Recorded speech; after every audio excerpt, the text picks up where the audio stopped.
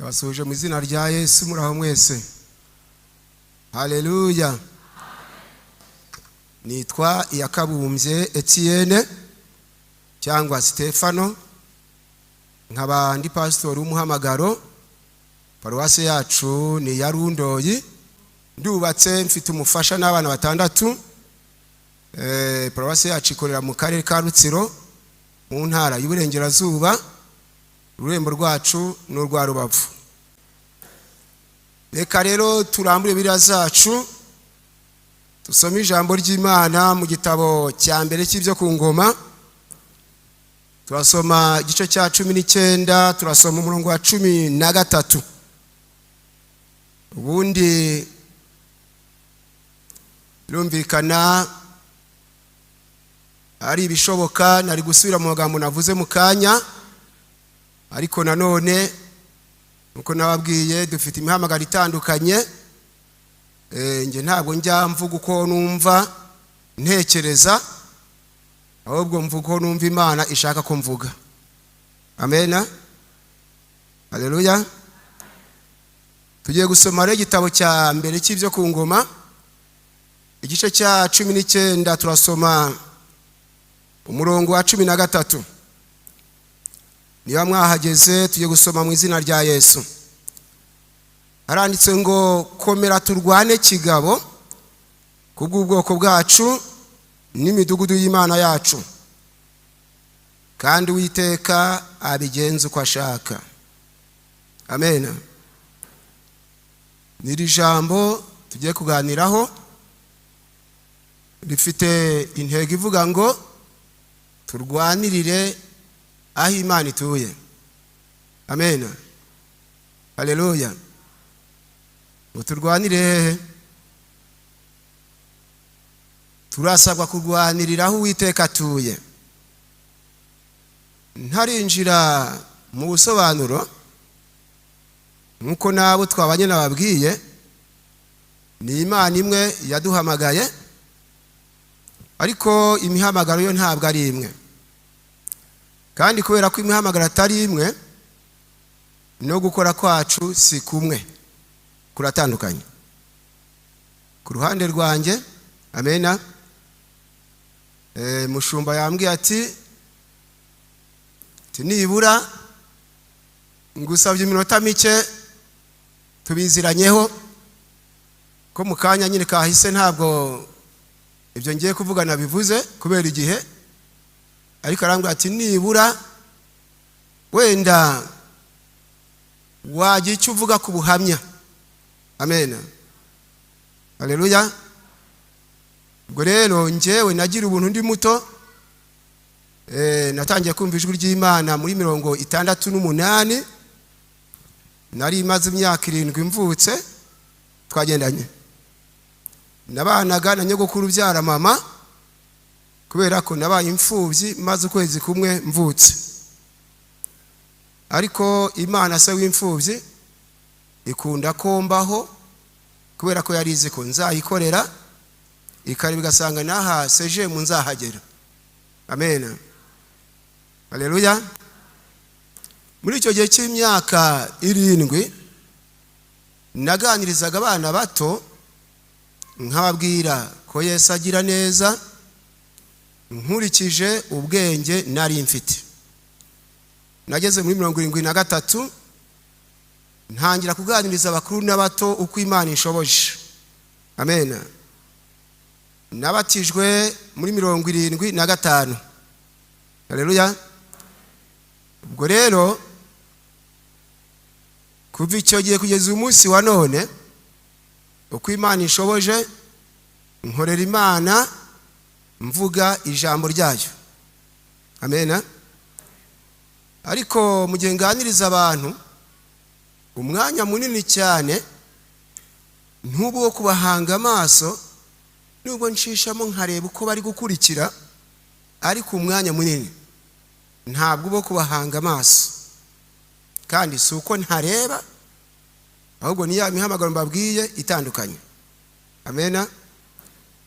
Iyo maze kumva ijambo ry'intego, Umwuka Wera arishyize muri njye, mbere na mbere Imana iransanga nkumva ikomanza umutima wanjye, iti mu byo ugomba kuvuga iyi message naguhaye iki gishya ntisigare. Twagendanye, amena. Noneho kubera ko ubwenge nabwo ni ngombwa, nanjye nakoresha ubwenge nti yewe niba ari ngombwa ko mvuga gutya ubwo bisaba guhera hano. Twagendanye, amena. Paulo aravuze ati nzasengesha umwuka ariko nsengeshe n'iki? Nsengeshe n'ubwenge. Uzi ko hari igihe umuntu ahagarara imbere y'abantu ngo Imana irambwiye ngo mvuge gutya, ariko wasesengura ibihise kumva ntibiri kuzuzanya. Burya rero icyo gihe haba habuze mu ubwenge. Mwanyumvise neza? Bisaba ko ibyo Imana yaguhishuriye byuzuzanya n'ibyo watangiranye. Amena. Haleluya. Ubwo rero muri icyo gihe ndi kugisha Uwiteka inama maze gusoma ijambo ry'intego, nsenga Imana nyisengera mu mutima. Ntese Mana kugira ngo abantu barusheho kumva neza iri jambo ndarisobanura nte nongereho ngo iki? Cyagiye ndi kugisha Uwiteka inama rero nibwo ubona mbombetse amaso, nibwo ushobora kumva mvuze ngo dusoma aha ntarambuye Bibiliya. Ibyo ntibigutangaze, ku Mana byose birashoboka. Amena. Gusa ni Imana yabyishakiye, nta ruhare nabigizemo, ni ubushake bw'Imana ihamagara. Kandi kuva ari Imana yabyishakiye icyubahiro ni icyayo. Amena. Nkunda kwisobanura gutya kubera ko navuze ubutumwa ahantu henshi mu Rwanda no hanze yarwo, hakaba ahunganirije abantu ijambo ry'Imana bampanze amaso, nuko basohoka bajya kuganira bati yewe uyu munsi twigishijwe n'impumyi. Hari naho nageze umugabo umwe ampanga amaso uko ngenda avuga akandeba, nyuma ndangije arampamagara tujya hanze nyuma y'urusengero, arambaza atese ko nabonye ubombetse amaso ukavuga ibintu byinshi, ati ubu nanjye nyabombetse byaza. Ubwo urumva ko yagiraga ngo asigara yabombeka arebe ko byaza. Twagendanye. None se byaza? Ntabwo byaza. Turakomejeho n'intego yacu rero itubwira ngo turwanirire aho Imana ituye. Amena. Turwanirire hehe? Mwongere murambure Bibiliya zanyu hahandi dusomye nyine mu gitabo cya mbere cy'ibyo ku ngoma, igice cya 19 umurongo wa 13. Haratubwiye ngo komera turwane kigabo kubw'ubwoko bwacu. Komera turwane kigabo. Amen. Turwane kubw'ubwoko bwacu no kubw'imidugudu y'Imana yacu, kandi Uwiteka abigenza uko ashaka. Amen. Iryo jambo ngo komera turwane kigabo. Mukanya abo twari kumwe nababwiye nti nagize amahirwe. Amen. Hari amahirwe ntagize. Ntabwo nagize amahirwe yo kujya mu ishuri kubera ubupfubyi nk'uko mbibabwiye, ariko nagize amahirwe yo kwigishwa n'Imana. Kubera ko ku Mana byose birashoboka. Twagendanye. Iri jambo ngo komera turwane kigabo mu Gifaransa rivuga ngo sois ferme et montre du courage pour notre peuple et pour la ville de notre Dieu, et que l'Éternel fasse ce qui lui semblera bon. Nuko iri jambo rero, amen, sois ferme et montre du courage pour notre peuple et pour la ville de notre Dieu, et que l'Éternel fasse ce qui lui semblera bon. Nuko bisobanuye ngo rero, amen, iri jambo ngo komera turwane kigabo, sois ferme, komera et montre du courage, ngo tugaragaze ubutware. Haleluya. Twerekana ubutware. Mwanyumvise neza? Urumva ko mu Gifaransa haje mu ijambo bitari mu Kinyarwanda. Tugendana. Mu Cyongereza riravuga ngo be of good courage and let us be strong for our people and for the cities of our God. And let the Lord do that which is good in his sight.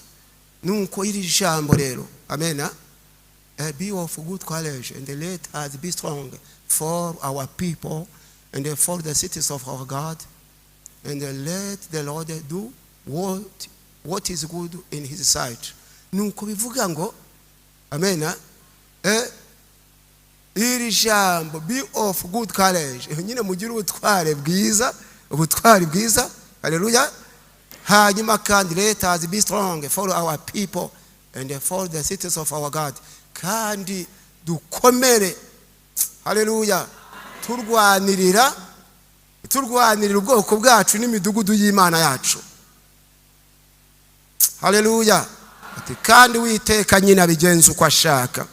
Harangwa abigenza uko ashaka mu Cyongereza ngo and let the Lord do that which is good before him all is in his sight. Ngo kandi Uwiteka akora icyabona ari cyiza mu maso ye abari cyakora. Amen. Hallelujah. Abari cyakora. Iryo jambo raryumvise neza. Ndagira ngo ba Kristo mwe tubanze tumenye. Mbese Imana ituye hehe? Abo twabanye kuwa gatanu nabaye nkubaha message gato cyane. Mbabwira ko Imana yansanze ku itariki 12 n'abatari bahari mu byumve. Amen. 12 z'ukwezi kwa 8 2022 hari kuwa gatanu. Uretse ko no kuwa gatandatu no ku cyumweru kuri 13 na 14 z'uko kwezi kwa 8 iyo message yaragarutse. Kuwa gatanu sinabivuze bitewe n'igihe nari mfite, ariko Imana irambwira ngo irashaka kubona itandukaniro hagati y'inzu yayo n'andi mazu twagendanye. Amen. Irashaka kubona itandukaniro hagati y'inzu yayo n'andi. Mbese byumvikana irashaka kubona itandukaniro ry'aho ituye n'aho idatuye. Siko birira? Sibyo? Amen. Hallelujah. Irashaka kubona itandukaniro ry'aho ituye n'aho idatuye. Twagendanye. Mwaneza amatwi. Imana irambwira muri iryo yerekwa. Amen. Bambwira abantu basenga Imana ngo baha agaciro iri jambo. Yohana ubutumwa bwiza. Yohana ubutumwa bwiza igice cya 9 umurongo wa 31. Nimwihute nibundi turi kujyana n'igihe twahawe. Ngira ngo nibura buri wese atahagiye kurwanirira aho Imana ituye. Amen. Hallelujah. Hari mu butumwa bwiza ko bwanditswe na Yohana igice cya 9 umurongo wa 31 ngo abasenga Imana nzababwire baha agaciro iryo jambo. Ho dusanga handitswe iri jambo ngo tuzi yuko Imana itumva abanyabyaha, ariko uyubaha agakora ibyo ishaka uwo niwe yumva. Amen. Nzabwira abantu bamenya agaciro k'iri jambo, maze kubera ko Imana yari izi ko ngomba kuvuga ubutumwa no mu mahanga no mu batazi Kinyarwanda. Iryo yerekwa ryaje mu Gifaransa. Iri jambo ngo tuzi ko Imana itumva abanyabyaha, aho rivuga ngo nous savons que Dieu n'exauce point les pécheurs, mais si quelqu'un l'honore et fait sa volonté, c'est celui-là qui l'exauce. Nuko bivuga ngo tuzi ko Imana itemera abanyabyaha, ngo ariko niba hari uyubaha agakora ibyo ishaka uwo ngwira mwemera. Amen. Imana igira ite? Iramwemera. Aho ndahagaruka mu kanya gusa ndashaka kubabwira ko Imana ishaka kubona itandukaniro hagati y'inzu yayo n'andi mazu. Tubigendana. Satani rero iyabona ntuwemo n'Imana, Satani ashaka icyatuma nta tandukaniro riba hagati yanjye n'abapagani. Mwanyumva neza? icyo gihe rero rya jambo twize mu kanya katambutse ryitwa kwera imbuto ntabwo riba rikibayeho. Mwanyumva neza? Kwera iki? Kwera imbuto ntabwo biba bikibayeho. Ni ukuvuga ngo abo duturanye nta kintu cyabahindura cyatubonekamo mu gihe babona nta tandukaniro hagati yacu nabo. Ubwo tugendana ariko igihe babona abakristo barwana nk'abapagani bavangura amoko nk'abo hanze, igihe abapagani babona abakristo basambana nk'abandi, mwanyumvise neza? Ni ukuvuga ngo nta cyaba kikibaturutsemo cyahindura bari batazi Imana. Birasaba itandukaniro hagati y'abakijijwe n'abadakijijwe. Nibyo? Amena. Haleluya. None dusubiye ku ijambo ry'intego twasomye ngo komera turwane kigabo kubwo bwoko bwacu n'imidugudu y'Imana yacu, ko kandi Uwiteka abigenza uko ashaka. Amena. Komera turwane kigabo. Haleluya. Kubwo bwoko bwacu n'imidugudu y'Imana yacu. Birashaka kuvuga ikitoro ry'Imana. Ahangaha Abisirayeli bari bahanganye n'Abasiriya. Noneho Abasiriya bashakaga kwigarurira imidugudu y'Imana. Mbese nk'uko wareba urusengero rwavunya abakristo twagendanye, uti sinshaka ko barusengeramo, ahubwo ndashaka ko rubu rwo gucuruza inzoga n'urugero. Mwanyumva? Ubwo turugendana. Yesu nadufashe cyane. None Abasiriya bashaka ngo kwigarurira imidugudu y'Imana. Twagendanye. Bati insengero tuzihindura kabare cyangwa zihinduka amazu yo gusambaniramo. Mwanyumva neza? Noneho uwitwaga Yoabu wari umugaba w'ingabo z'Abisirayeli abwira mugenzi we witwaga Abishayi ati komera turwane kigabo. Amena. Haleluya. Komera turwane kigabo kubwo bwoko bwacu n'imidugudu y'Imana yacu. Ndayangwa aka kanya nawe utekereze imbaraga zigutuyemo. Shitani arakwereka inkumi nziza yirengagije kutuwemo n'Umwuka Wera. Arakwereka umugabo wa nyirakanaka yirengagije kubyo ukoresha ukanahanura. Ati buriya guhanura ndashaka kubimukuramo. Mwanyumvise neza ariko ubwo akabo gukora ibyaha.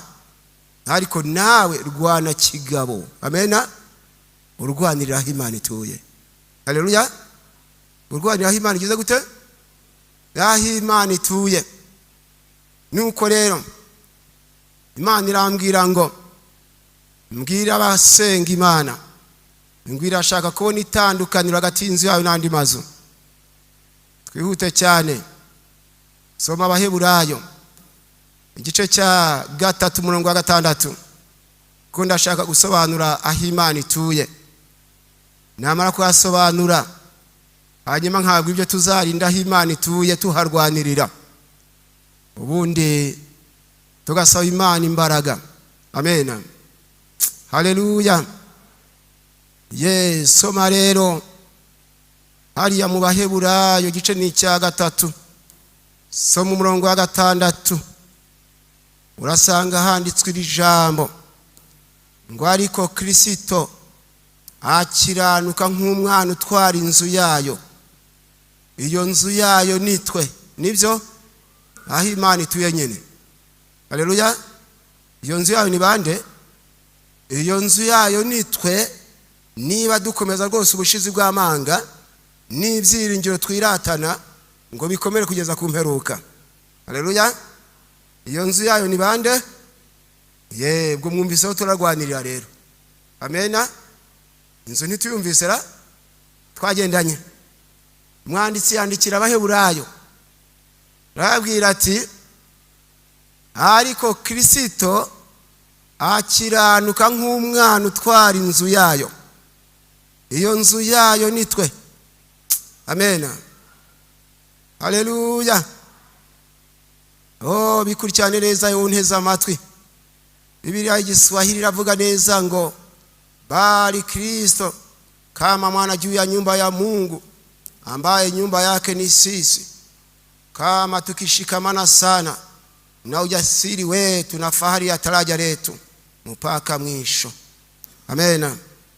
Iryo jambo rero Kristo ni umutwaro utwara inzu y'Imana, kandi iyo nzu y'Imana ni nje nawe nitwe. Amen. Haleluya.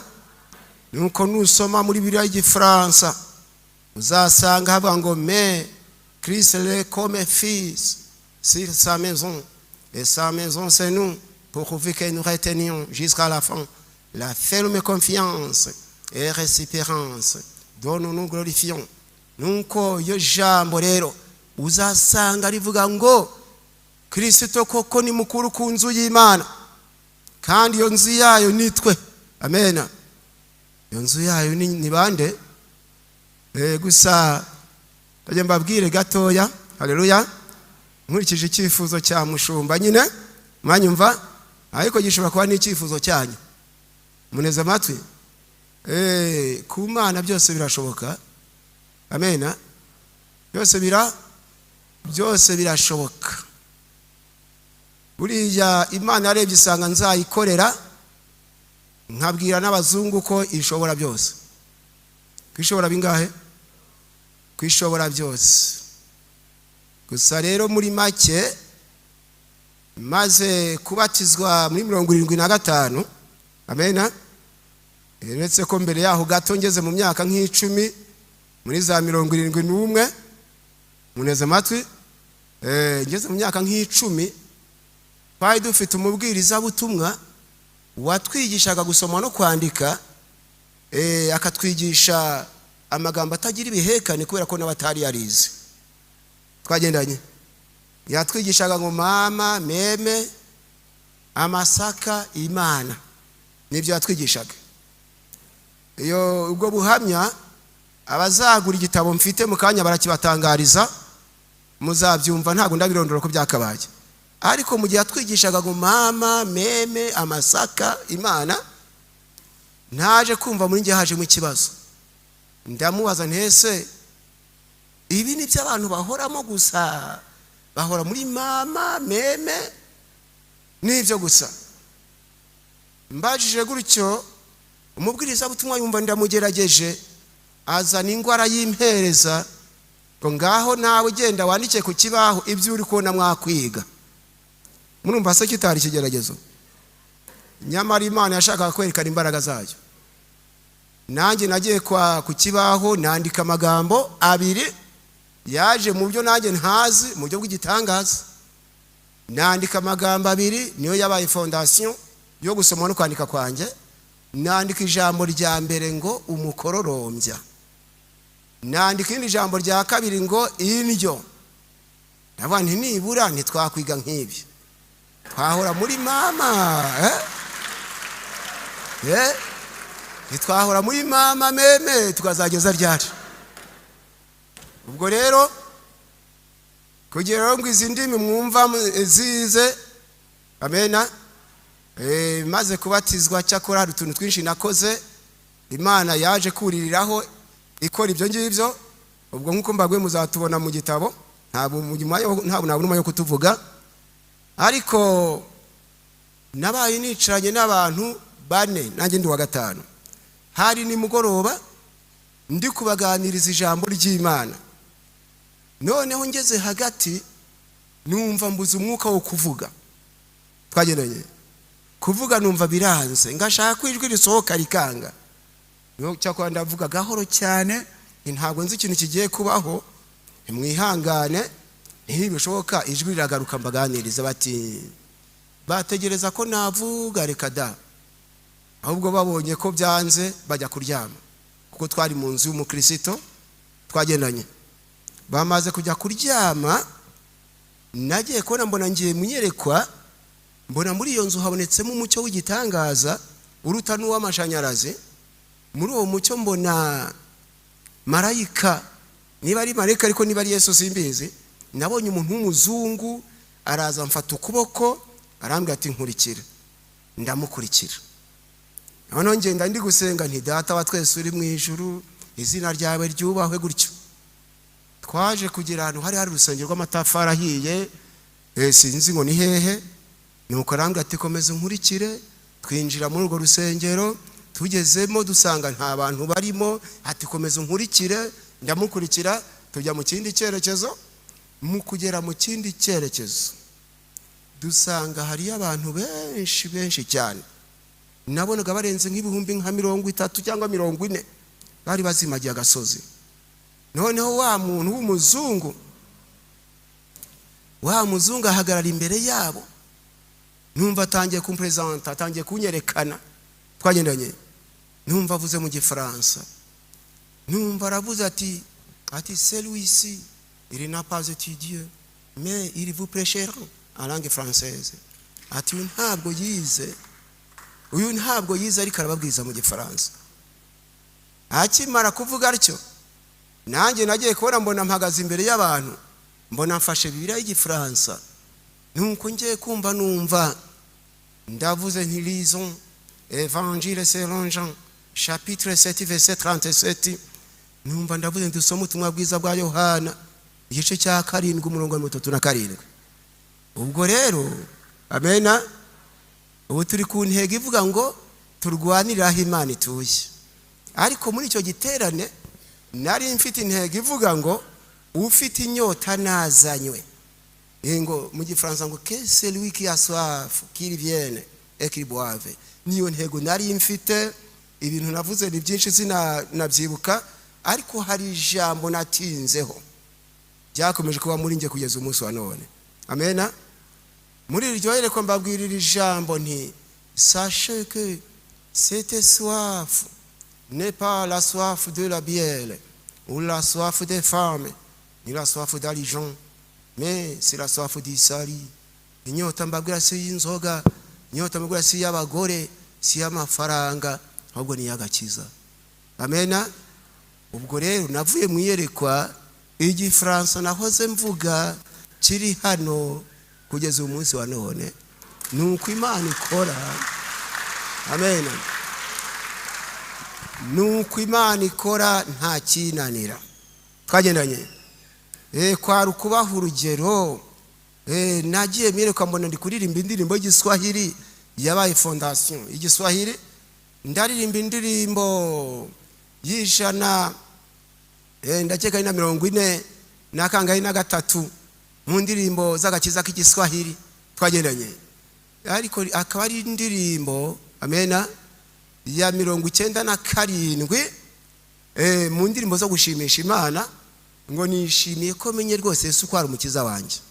Ariko nyiririmba mu giswahili ngo Eli halisi Yesu ni wangu, yeye muchunga mimi ni wake. Ndayiririmba. Amena.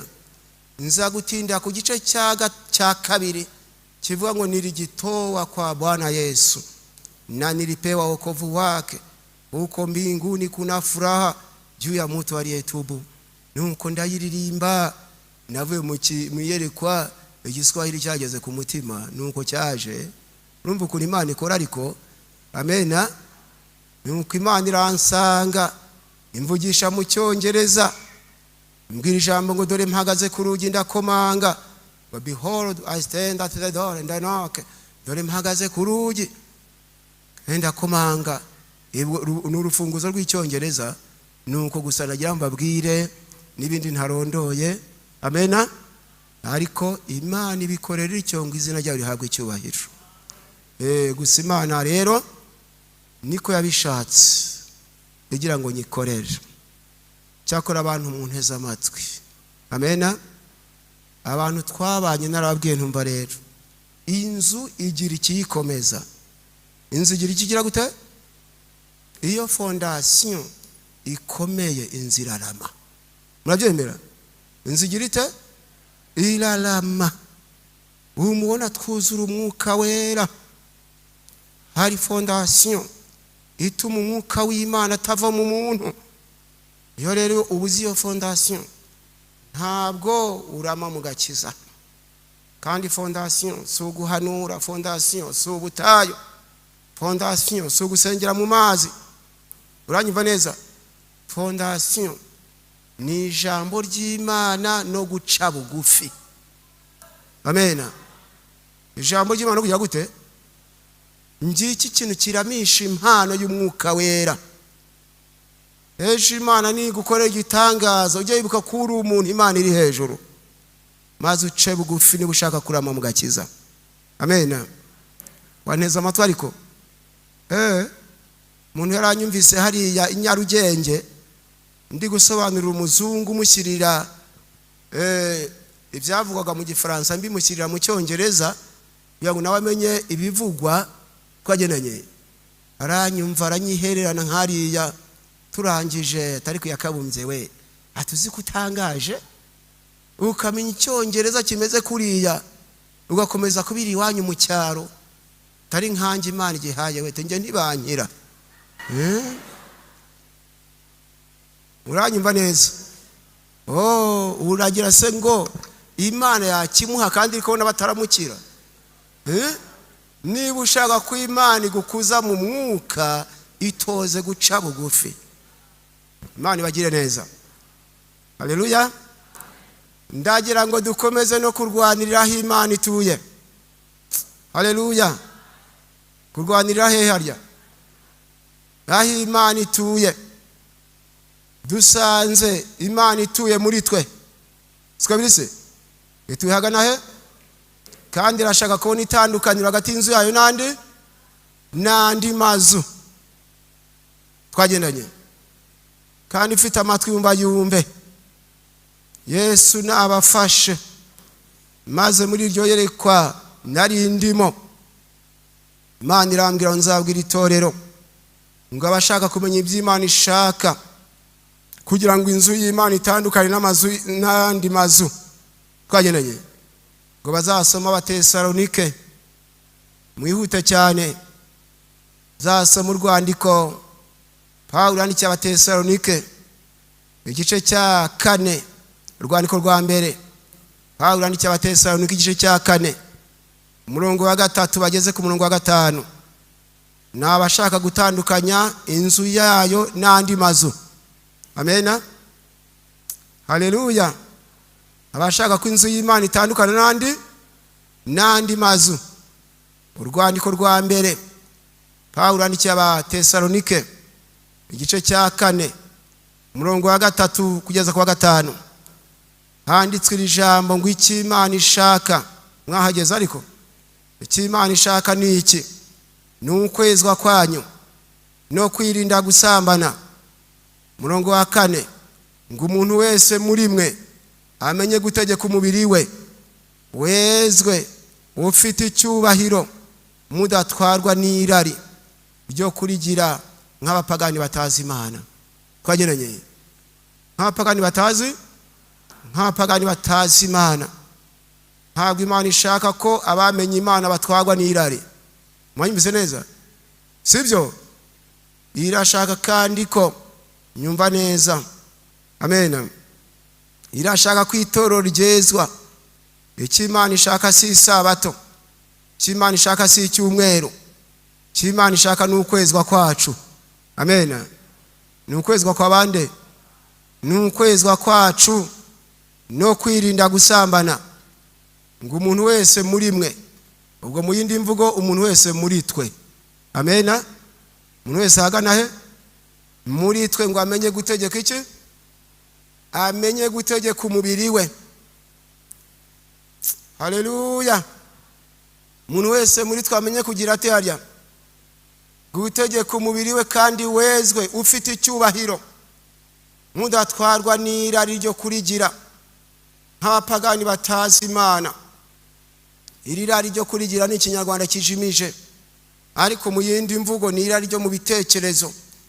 Ukurikije bira y'Igifaransa aho ivuga ngo ce que Dieu veut c'est votre sanctification, c'est que vous vous absteniez de l'impudicité, c'est que chacun de vous sache posséder son corps dans la sainteté et l'honnêteté, sans vous livrer à une convoitise passionnée comme font les païens qui ne connaissent pas Dieu.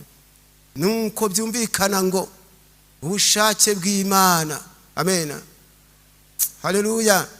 Ubushake bw'Imana n'ukwezwa kwacu ndetse no kwitandukanya n'ubusambanyi, kandi umuntu wese muri twe akamenya gutegeka umubiri we. Amena. Umuntu wese muri bande, akamenya kugira gute, gutegeka umubiri we ukezwa. Amena. Ntabwo Imana ishaka ko bamenye Imana bategekwa n'imibiri, mwanyumva neza, ahubwo irashaka ko bayitegeka bo ubwabo. Haleluya. Gusa mfite ubutumwa Imana yampaye, nituri kurwaniraho Imana ituye se. Amena. Kurwaniraho Imana igize gute, aho Imana ituye. Mfite ubutumwa Imana yampaye, ubwo hari ku itariki 12 z'ukwezi kwa 12, 12 z'ukwa 12 muri 97, hari kuwa gatanu twagendanye. Hari kuri 12 z'ukwezi kwa 12 97, mwanyumva, hari kuwa gatanu nibwo nagiye muyerekwa, nyumva neza. Amena. Muri iryo yerekwa Imana irambwira ngo nzabaza itorero ngo mbese ngo umuntu aramutse ngo afite inzu, afite iki, ngo afite inzu, hanyuma inzugi zose akazikinga, ngo ariko amadirishya akayakingura. Mukunyumva? Amadirishya akagira ate? Ngo harya umujura ashatse kwiba yabura aho anyura, yaca he? Yaca mu madirishya. Muri iryo yerekwa ndabwirwa ngo hari abakristo bafite imitima ishaka Imana, ariyo nzu nyine twagendanye. Imitima igira gute? Ishaka Imana, ngo ariko bakagira amadirishya akinguye. Twagendanye. Bakagira iki? Ndabwirwa ngo muri ayo madirishya, ngo idirishya riri ku mwanya wa mbere Satani yinjira amajya mu nzu y'Imana, ngo ni idirishya ryitwa akanwa. Twagendanye. Idirishya ryitwa ngo iki? Ryitwa akanwa. Mwaryumvise? Iri dirishya rero iyo ryakingutse Satani akabona umwanya, iri dirishya rirateranya amatorero, rigateranya abakristo n'abandi. Iri dirishya rikica ubukwe bw'abandi. Iri dirishya rikanganisha abantu n'abandi. Iri dirishya muri kureba ryitwa akanwa. Ariko ryitwa iki? Ryitwa akanwa. Twageneye kandi munteze amatwi, nibwo umukobwa wa Kanaka asabwa, iri dirishya rikaba ryahabonetse, umwana w'umuntu agatangira guhimba ibinyoma, ngo ariko se murajya kurambagiza mwabari abarozi, mwabuza abakobwa, kandi ni ukubeshya. Twagendanye. Iri dirishya mwaryumvise? Ariko turi kugendana. Ndabwirwa ngo idirishya rya kabiri naryo ritari ryiza, ryituma inzu yandura, ni idirishya ryitwa amaso. Twagendanye. Ryitwa iki? Iri naryo ntiryoroshye. Muneza amatwi, ariko naryo utaribereye maso, inzu yakwandura, inzu igasenyuka ndetse ugasanga ibaye mbi. Ariko Imana ashaka kurwaniriraho Imana ituye n'amaso, ukiga kuyategeka. Amena. Haleluya. Kwiga kuyategeka. Mbwirwa idirishya rya gatatu ryitwa amatwi, naryo ritoroshye. Ryitwa iki? Ryitwa amatwi. Imana itugendere cyane. Ubwo Satani yashaka kwigarurira inzu y'Imana, muri aya madirishya mvuze ashaka mwirikingo yaracamo. Suko biri? Sibyo? Ashaka irikingo yaragira ate? Aracamo.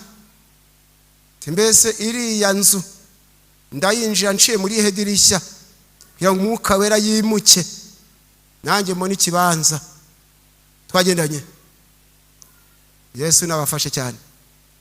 Muririmbyi araririmba ati none maso yanjye, ubwo ari gukinga inzu. Haleluya. Ari gukinga? None maso yanjye, nawe matwi, nawe munwa wanjye. Twagendanye. Ati mubiri we. Haleluya. ati mwese mushimishwa nkuye mu ngoyi uyu munsi wa none. Imana igushoboza amaso yawe ntakaba yo gusebesha Imana, akanwa kawe kakaba ko kwandagaza itorero. Twageneye akanwa kawe kaba ko gushima Imana. Amen. Akanwa kawe kaba ko guhesha Imana icyubahiro. Amatwi yawe ye ko kumva ibitagira umumaro. Muneza amatwi ni wumva wana kuvuga amagambo aganisha mu buhehesi, amatwi yapfuke. Amen. Haleluya. Yapfuke. Yewe musore, yewe mukobwa, uwo mudayimoni ukubwira ngo reba kuri YouTube amashusho y'urukoza soni, umenye ko iyo dirisha shitani yamara kurijyamo. Ejo uratangira wikinishe, ejo bundi utangira usambane, inzu y'Imana yandagare. Ariko niba unteze amatwi, rwaniriraho Imana ituye. Amen. Rwaniriraho Imana igize ite? Aho Imana ituye. Ngira ngo mwanyumvise kandi Yesu nabafashe cyane. Amadirisha mwayumvise ariko amaki? Amadirisha. Soma Yesaya. Reba Yesaya kuko ndabizi. Nimugoroba numvise ijwi riko nkumva muri gihe ari kuzamwo ijambo ry'Igifaransa rishingiye kuri ayo magambo tugiye gusoma. Nkumva riraza no muri ngo ariko yo yaririmbye gutya. Twagenanye ariko riza mu Gifaransa. Bono nkibaza naho Imana yari yarebye isanga uyu munsi wa none mu magambo mvuga n'iri jambo ibona ririmo. Amen. Haleluya. Reba Yesaya igice cya 33, reba umurongo wa 14 ugeze ku murongo wa 16. Ubwo nyine ndi gutanga message yo gutegeka umubiri. Twagenanye gutegeka iki? Gutegeka umubiri. Reba Yesaya igice cya 33 umurongo wa 14 na 10 kugeza 16. Mwahageze mbese? Imana idufashe cyane. Amagambo ari kuza nkumva nk'ukara yasunika mu Gifaransa. Asunika les pécheurs sont effrayés dans Sion. Nuko iri jambo rivuga ngo haleluya. Nyumva neza yego birumvikana abiteye mu ariko hepfo hari ibanga ryo kunesha. Manyuma neza ibanga ryo kujya gute? Haranditswe ngo abanyabyaha b'Isiyoni baratinya. Niko muri gusoma abanyabyaha bahehe? Ubwo kandi niko nabaseje mu bashobora gutinya. Siko birise? Sibyo? Mwaneza amatwi. Niko n'abanyabyaha bo mu Rwanda bashobora gutinya n'abahandi. Ariko dusome abanyabyaha b'Isiyoni baratinya. Guhinda umushyitsi gutunguye abatubaha Imana. Muri gusoma? Muri twe ninde uzabasha guturana n'inkongi y'iteka ryose? Kandi muri twe ninde uzashobora guturana no gutwika kwiteka? Mwahabonye ikibazo ra? 15 igisubizo. Twagenanye 15. Ugendana gukiranuka. Niko bimeze? Ugendana kugira gute? Gukiranuka. Akavuga ibitunganye. Nibyo? Kavuga imeze gute? Turi kugendana. Akagayinda miva mu gahato. Twagendanye. Agashishuriza impongano bamuha. Muri kubisomara? Ubwo ari gutegeka umubiri kandi. Amena? Ari gutegeka iki? Ari gutegeka umubiri. Hanyuma ari andi magambo akurikiyeho akipfuka mu matwi. Nibyo? Wakipfuka he? Mu matwi ngo atumva inama yo kuvusha amaraso. Ikindi agahumuriza amaso. Nibyo? Agahumuriza iki harya? Amaso ngo atareba ibibi. Muri kubibona namwe ariko muri kureba uburyo hahandi Imana ituma harwanirira. Amena. Haleluya. Agahumiriza amaso ngo atagira ate? Ngo atareba ibibi. Noneho umurongo wa 16 ngo uwo ni uzatura harengeye yikingira igihome cyo ku rutare azahabwa ibyo kurya bimutunga n'amazi yo kunywa ntazayabura. Amen. Haleluya. Muri icyo gihe cyari mugoroba nkuje gato amagambo yazaga mu nayo ngo ku murongo wa 16 ayazaga mu gifaransa ngo celui-là habitera dans des lieux élevés, des rochers fortifiés seront sa retraite, du pain lui sera donné, de l'eau lui sera assuré. Amen. Nuko nkumva ijambo mbega muri nje riragaruka twagendanye none turabwiwe ngo abanyabyaha b'Isiyoni baratinya guhinda umushyitsi gutunguye abatubaha Imana. Twagendanye gutunguye abatagira gute abatubaha Imana ngo muri twe muri bandera muri twe ninde uzashobora ninde uzabasha guturana n'inkongi y'iteka ryose kandi muri twe. Twagendanye ninde uzashobora guturana no gutwika kwiteka. Igisubizo ngo dore umuntu ufite ayo mahirwe nugendana gukiranuka akavuga ibitunganye akagahinda miva mu gahato agashishuriza impongano bamuha akipfuka mu matwi. Amen. Ngo atumva inama kubusha amaraso agahumiriza amaso ngo atareba ibibi. Indaya yaba yanitse iryinyo hari amaso agahumiriza yaba yambaye pasura yerekana intege. Uyu muntu kurwanira Imana ituye amaso agahumiriza. Amen. Haleluya. Amaso ngo akayahumiriza. Semwanyumvise neza. Uyu muntu agira amahirwe. Torero ry'Imana muri cyo twige gutegeka imibiri yacu. Amen. Haleluya. Twige gutegeka iki? Imibiri yacu. Nuko iryo jambo raryumvise neza.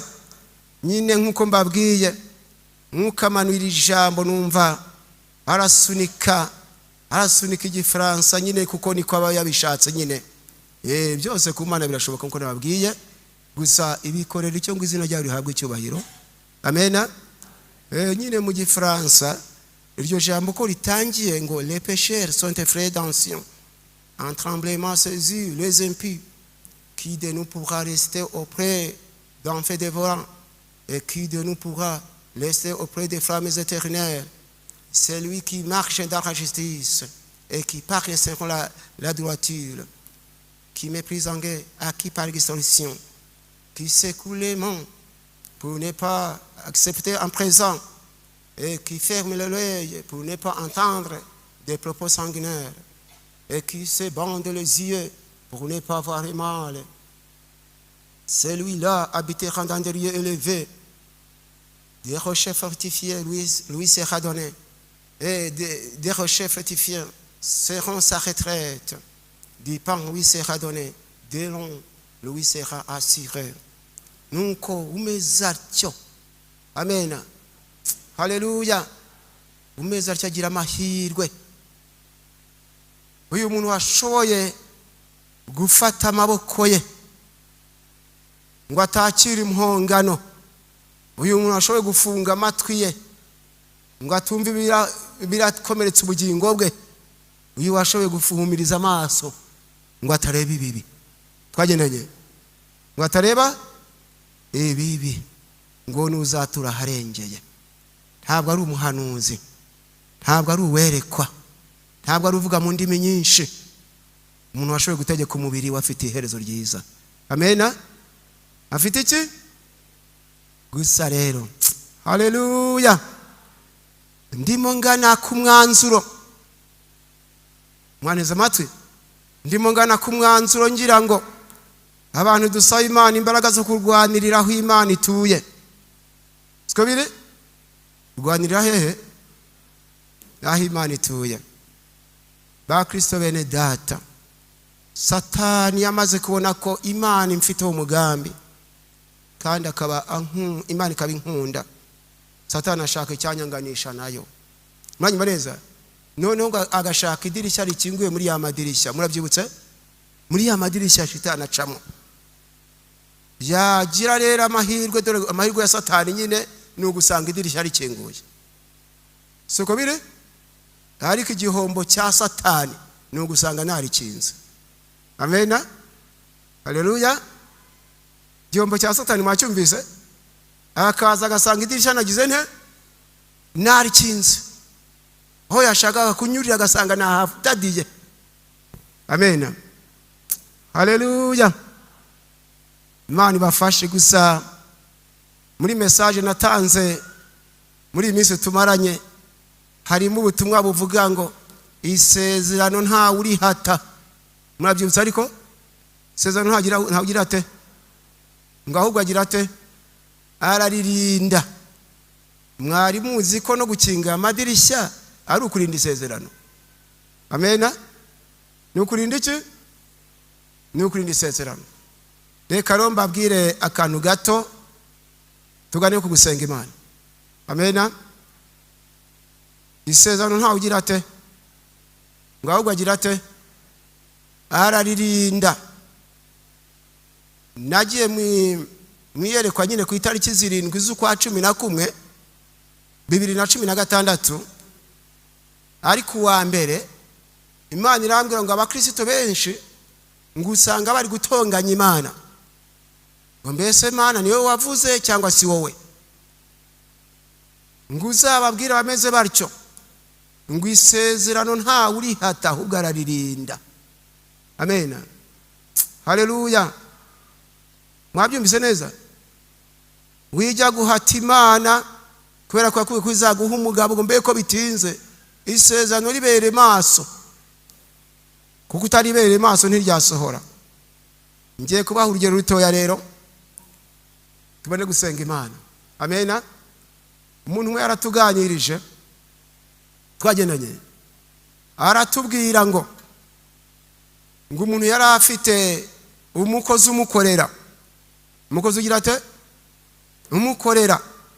Noneho amuha urwandiko arushyira mu ibahasha, ngo arushyira he, aramuhereza ati uru rwandiko rwanjye ururebe wirebe, kubaho kwawe nirwo kandi no gupfa kwawe nirwo. Urwo rwandiko rudakomeye. Mwanyumvise neza? Urwandiko rurakubeshaho kandi ukagwata umupfa. Mwanyumvise neza? Kubaho kwawe n'uru rwandiko no gupfa kwawe n'iki? Arambwira ati mba rero uru rwandiko nguhaye urwiteho cyane. Amaze kumubwira cyo ati ndagiye ningaruka ngasanga ruhari, ibyo ukeneye byose nzabiguha, ndetse n'ibyo utatekerezaga nzabiguha. Numva urwandiko rudafite umumaro, kururinda si byiza. Amena. Kururinda murumva atari byiza. Amaze kumubwira cyo rero nuko ndaragenda arushyira mu isanduku, ariko yibagirwa gukinga. Yibagirwa iki? Isezerano nta ugira atera, ahubwo agira ate, gukinga se ukurinda isezerano. Mwanyumvise neza? Arushyira mu isanduku ariko yibagirwa gukinga. Noneho yaba ari kumwe n'abandi bakozi bakorera abandi, ngo yajya kubabwira ati basha mubona nkennye, nuko databuja atari yaza.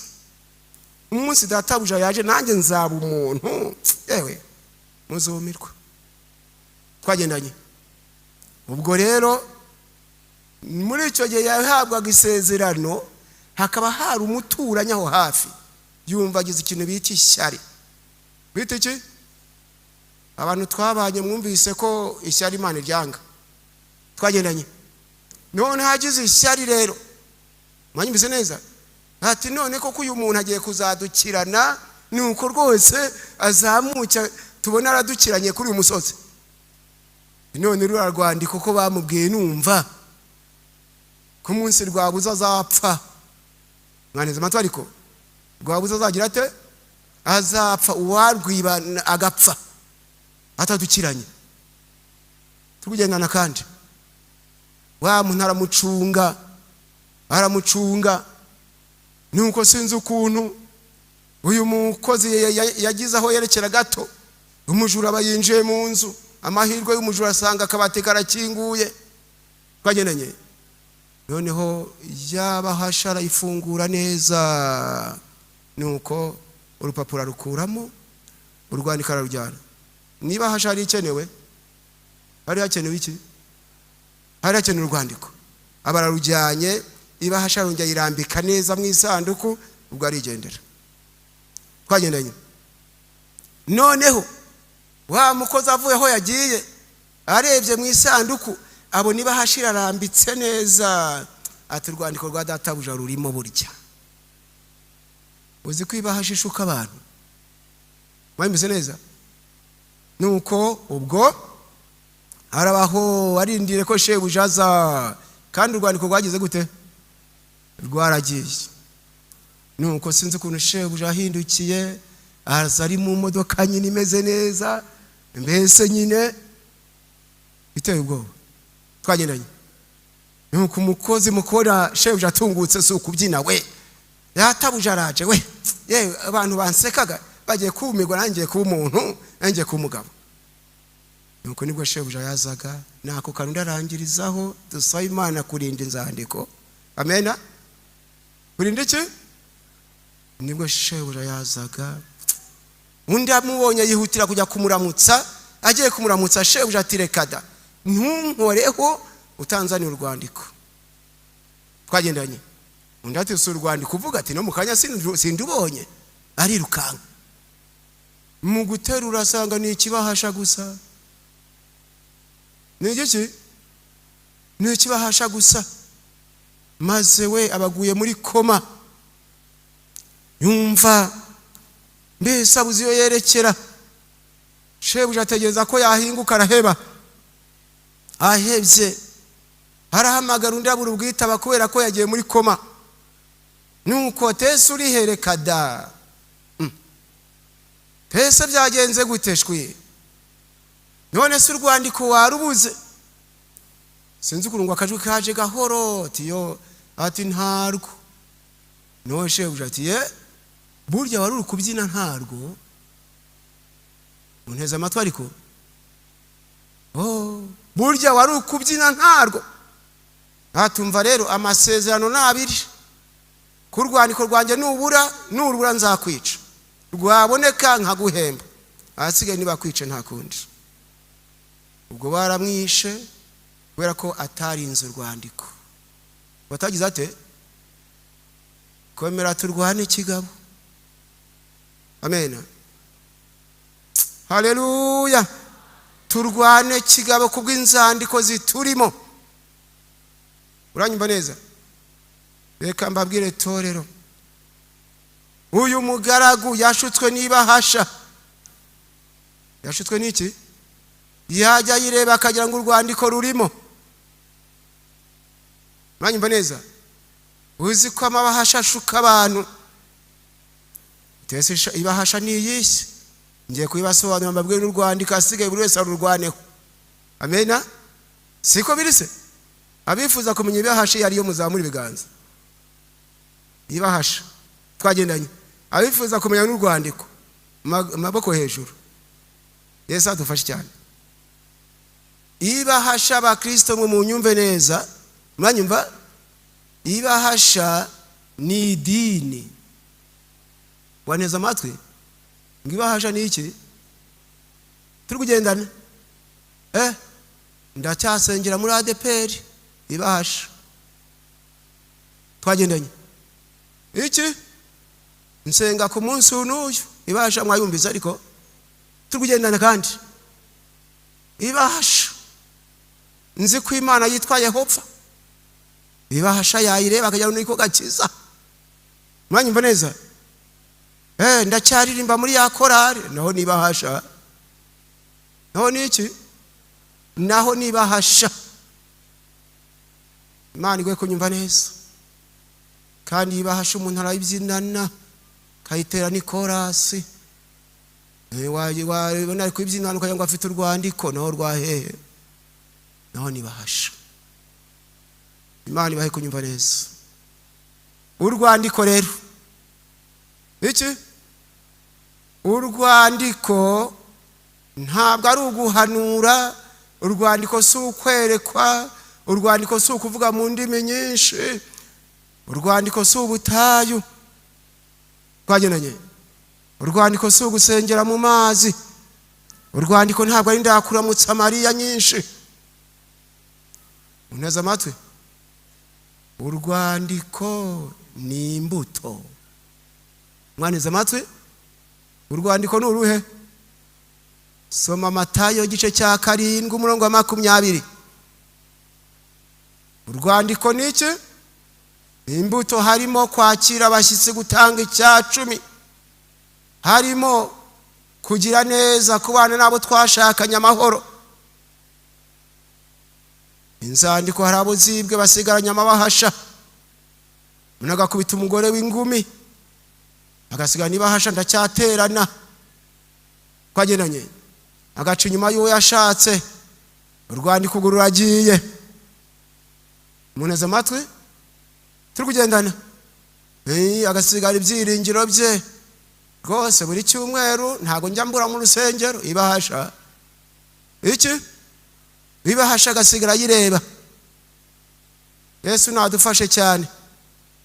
Sanga umuntu ntaza agaciro k'umugabo yashatse, ariko ngo nsengera aha ibahasha, iki ibahasha ni yari kureba.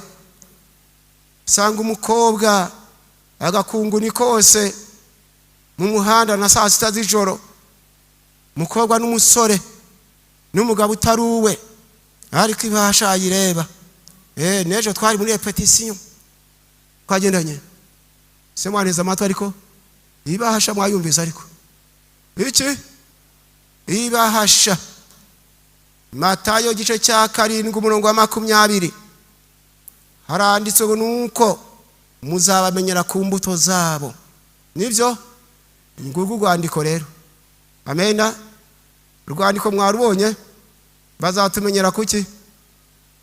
Nguru urwandiko rukenewe nkarubera amaso. Haleluya.